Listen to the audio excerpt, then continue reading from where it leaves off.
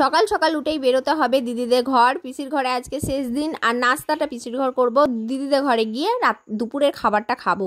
নাস্তা করব, তাড়াতাড়ি নাস্তা তৈরি হচ্ছে, এদিকে উনি হেল্প করছে, এদিকে জিজুর দোকানে পৌঁছে গেলাম। আর জিজুর দোকানে এসে জিজুর সাথে একটু মজা করছি। আইবুড়োবেলা থেকে এখনও পর্যন্ত জিজুর ফোনের বিষয়ে আমাকে অন্য কোথাও যেতে হয়নি, জিজুর কাছে জিজু সব কিছু আমার পূরণ করেছে শখ আহ্লাদ, আর আজকেও তাই করছে। জিজুর দোকান মাশাআল্লাহ অনেক বড় করেছে, আল্লাহ করে আরও বড় হোক।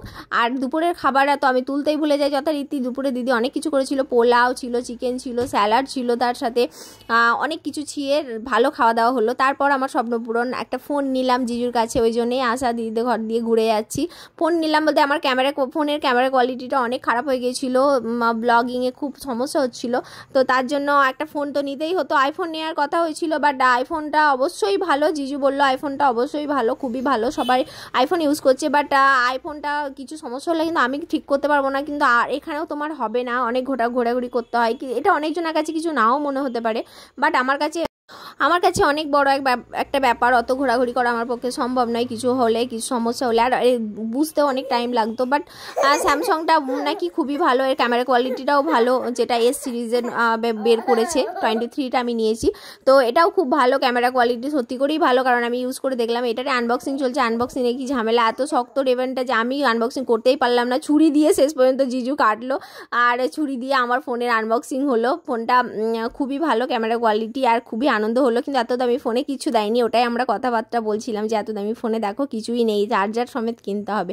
আইফোনেও তাই ছিল, কিন্তু এই ফোনের এবার ক্যামেরা কোয়ালিটির দেখেন, অটোমেটিক নিজেরাই বুঝতে পারবেন কতটা শার্প, কতটা পরিষ্কার ক্যামেরা কোয়ালিটি। আর আমরা স্লোমো একটু টেস্ট করে দেখছিলাম যে স্লোমো কেমন হয়, বাট রাতে তো লাইটটা দপদপ করছিল, দিনে স্লোমো খুবই ভালো, আমি পরে চেক করে দেখলাম।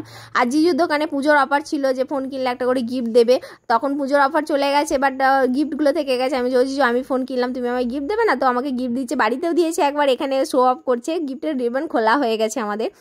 এদিকে স্টেশনে বসে আমি জাস্ট ক্যামেরা ফ্লিপ করে কিভাবে ব্লগিং করা হয় সেটা টেস্ট করছিলাম, কারণ আমি আগে কোনোদিন করিনি। বড় ফোনে খুবই অসুবিধা হয়, এটা ছোট্ট ফোন তো কি সুন্দর ঘুরে যাচ্ছে, ফ্লিপ করে ব্লগিং করা খুব সুবিধা হচ্ছে। তারপর এদিকে টোটো করে আমরা ঘর চলে এলাম। ঘর আসার আগে একটা কভার কিনতে হবে, কারণ জিজুর দোকানে কভারটা অ্যাভেলেবেল ছিল না, বাট এখানে এসে একটা খারাপ এক্সপিরিয়েন্স হয়, খুব বাজে ব্যবহার পাই।